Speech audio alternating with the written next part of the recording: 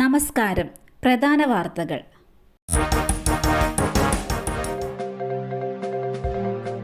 മുഖ്യമന്ത്രിയുടെ രാജിക്കായി പ്രക്ഷോഭത്തിനൊരുങ്ങി KPCC.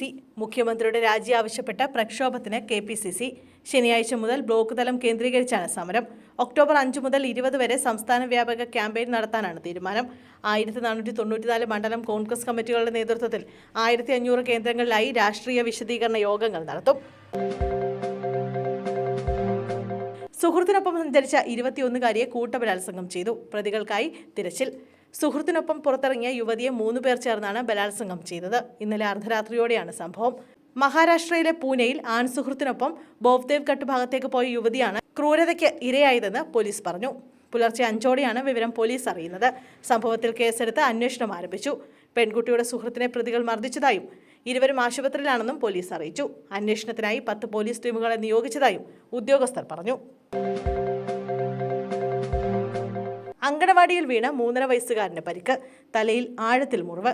കണ്ണൂർ വെടിവെപ്പിൻചാലിൽ അങ്കണവാടിയിൽ വീണ് 3.5 വയസ്സുകാരന് പരിക്കേറ്റു. തലയിൽ ആഴത്തിൽ മുറിവേറ്റ കുട്ടിയെ ആശുപത്രിയിലെത്തിക്കാൻ അങ്കണവാടി ജീവനക്കാർ തയ്യാറായില്ല എന്നാണ് കുടുംബത്തിന്റെ പരാതി. കുട്ടിക്ക് പരിക്ക് പറ്റിയ വിവരം ജീവനക്കാർ മാതാപിതാക്കളെയും അറിയിച്ചില്ല. ആന്തരിക രക്തസ്രാവത്തെ തുടർന്ന് കുട്ടി കോഴിക്കോട് മെഡിക്കൽ കോളേജിൽ ചികിത്സയിലാണ്. ഉടൻ പോലീസിൽ പരാതി നൽകുമെന്ന് കുടുംബം അറിയിച്ചു. മുസ്ലിം രാജ്യങ്ങളോട് സംഘടിക്കാൻ ആഹ്വാനം ചെയ്ത് ആയത്തുള്ള. അമേരിക്കയ്ക്കും ഇസ്രായേലിനുമെതിരെ ആഞ്ഞടിച്ച് ഇറാന്റെ പരമോന്നത നേതാവ് ആയത്തുള്ള അലി ഖമനി. അമേരിക്ക പേപ്പട്ടി എന്നും ഇസ്രായേൽ രക്തരക്ഷസെന്നും അദ്ദേഹം വിമർശിച്ചു.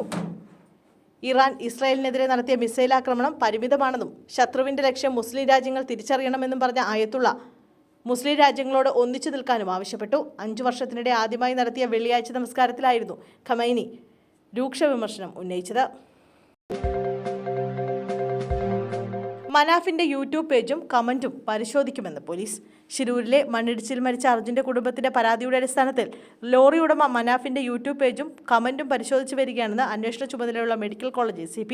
അന്വേഷണത്തിൽ കുറ്റക്കാരനാണെങ്കിൽ മനാഫിനെതിരെ നടപടിയെടുക്കുമെന്ന് ACP അറിയിച്ചു. അല്ലെങ്കിൽ FIRൽ നിന്നും ഒഴിവാക്കും. കുടുംബത്തിന്റെ ആദ്യ പരാതിയിൽ മനാഫിന്റെ പേരുണ്ട്. അതിന്റെ അടിസ്ഥാനത്തിലാണ് FIRൽ ഉൾപ്പെടുത്തിയതെന്നും ACP പറഞ്ഞു. സൈബർ ആക്രമണത്തിന് ഇരയായാണ് അർജുന്റെ കുടുംബം പരാതി നൽകിയത്.